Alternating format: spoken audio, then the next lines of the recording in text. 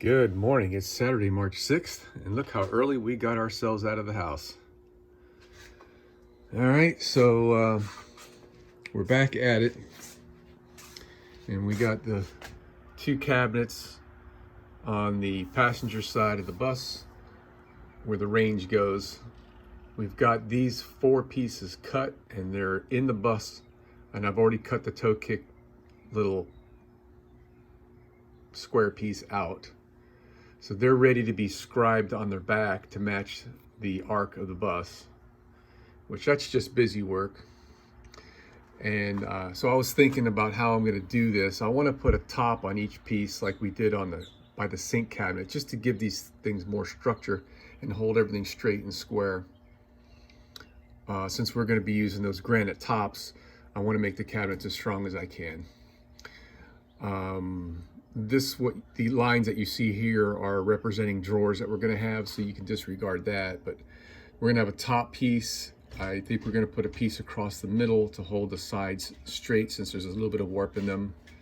And we got the toe kick in the front, and we'll put a strip across the back to hold the back square. So those are just all pieces. I think that's going to be pretty easy stuff to do.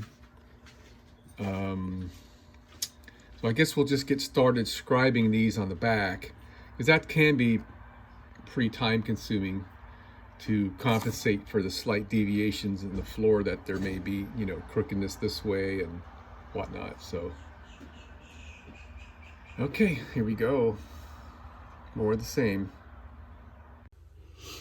All right, so we brought in the range just to double check things, and it's a good thing we did, because these cabinet widths were a change from the original plan way long ago that I forgot all about.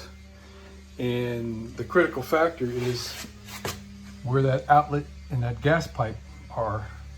So this range can't be any further to the left than the edge of that outlet box right there. So we decided to go with, I think it's 22 inches. I'll have to measure that again. Right? Which is 2.5 inches smaller than that. So that's going to be 2.5 inches bigger there, more or less, give or take. So I'm going to double check everything we got going here, revise my drawing, and another thing that we realized is this piece of wood that's going to go here, we were shooting for around that seam. Well, we're going to be putting screws into the floor to hold the piece of plywood like this down there. And I didn't want to be too close to the edge on that seam, so rather than going that way, we decided to come this way a little bit. So all these dimensions are changing. Well, that 48.25, yeah, that's changing, this is changing, and that's changing. Well, here's where we are. We got everything installed here. It's solid as a rock. It doesn't budge at all, okay? We got a crap ton of screws all the way around. Let's see, we got 4, 2, 2, 4, 1, 1, 1, 1. We get the bottom screwed. So what I had to do here, I kind of goofed. I skipped a step. After I scribed the backs, I should have checked for my square and my front. It's kind of hard to do, and that's why I guess, I don't know, mentally I blocked it or something, but this piece is a little more than a 1/16, almost 1/8 of an inch bigger than that piece. So when I put the top on, what I did is I cut the back of the top off to match. And that was a mistake, because we wanted to keep this square, to keep this corner square with the back. And I had checked that. Let me check it again, actually. Where's my square at? Here we are. So I think this is a very square corner. So the cabinet should have been square, and I goofed. The cabinet is not square. You can see what I did there. So to overcome this, I could have taken the cabinet out and cut this off and cut that off and re-scribe the cabinet, but instead I decided to just shim out this whole side, and that got me straight in line here, and it fixed I had a big gap on this side. So it's a workaround. I mean, it's just regular carpentry work is all this is. I mean, I really strive for perfection on what I'm doing, and I wanted to keep these scribes nice and tight, but you know, you strive for perfection, you take what you can get, right? So this is in there, and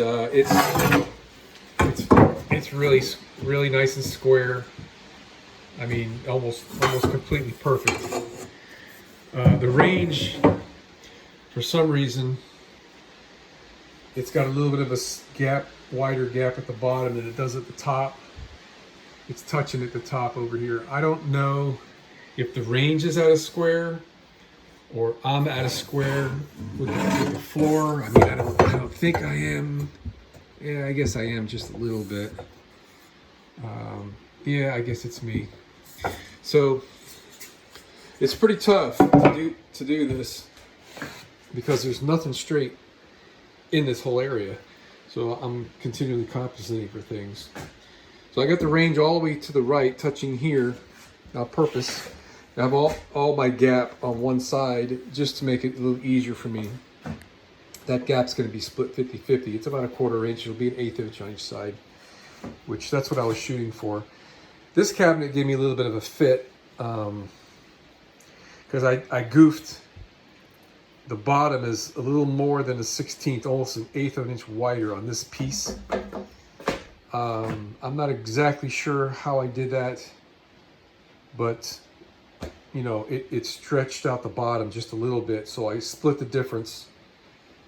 And what that causes is right here, you can, you know, there's a little bit of out of square on this and a little bit of out of square on this. So I mean, you can't see it, but it's gonna probably give me a fit when I'm installing the drawers, because now all these drawers are going to be different sizes. It's going to be bigger ones on the bottom and all the way up. And I think it's about a 1/16 of an inch tighter in the back than it is in the front. So I'm not really sure how that's going to, how much